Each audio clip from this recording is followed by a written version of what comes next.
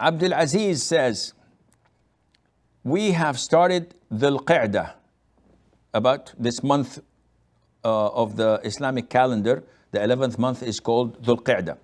He says this month includes respected months Ashhurul Hurum.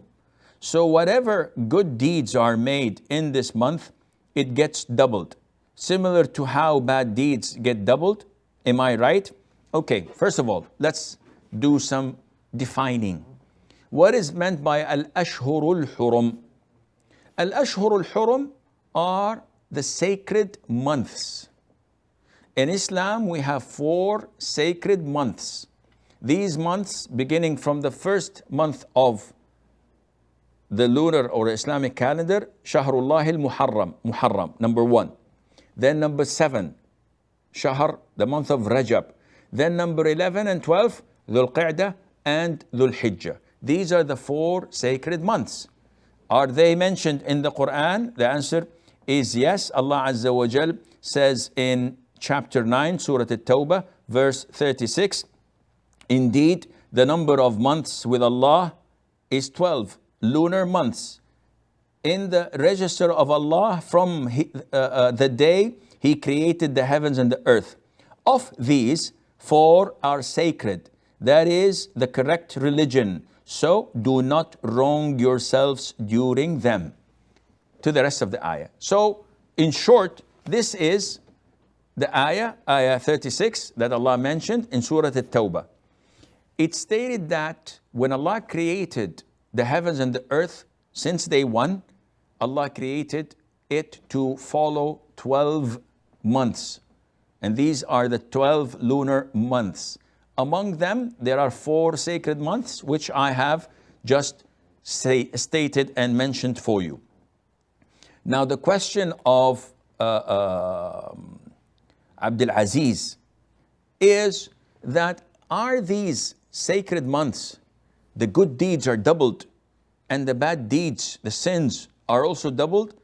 The doubling process is not there. Then why are they sacred?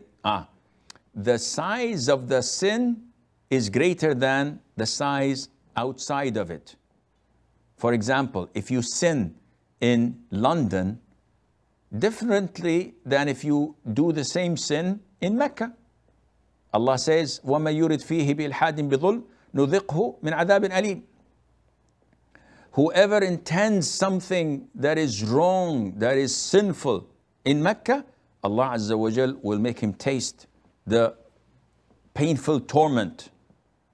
So when Allah prohibits something, if you do it in a place or in a time that is not sacred, definitely is worse when you do it in a sacred time or a sacred place. So if you sin in the month of Rabi' al-Awwal, in the month of Safar, the sin in the month of Dhul Qadah, which we are in, is greater, not doubled. It's one sin, but it is greater. When my friend says to me, you're out of your mind. So I can take this. He's my friend. But when my son says to me, Father, you're out of your mind, it's the same phrase, but with greater impact. So this is different. The doubling of sins and good deeds is not there, but definitely the size is different. And this is why scholars, for example, used to love to perform Umrah in the month of Dhul Qadah. Why? It's like any other Umrah. They said no, as Anas, may Allah be pleased with him, said that the Prophet performed all his Umrahs in Dhul Qadah. And a lot of the scholars like to perform Umrah in the beginning of the month. In the month of Rajab, some scholars used to love and recommend fasting it, though there is no authentic hadith. But they depend on the fact that this is one of the sacred months. Of course, we know that Muharram, which is the first lunar month of the Islamic calendar, that the Prophet ﷺ highly recommended fasting it, even fasting it, all of it.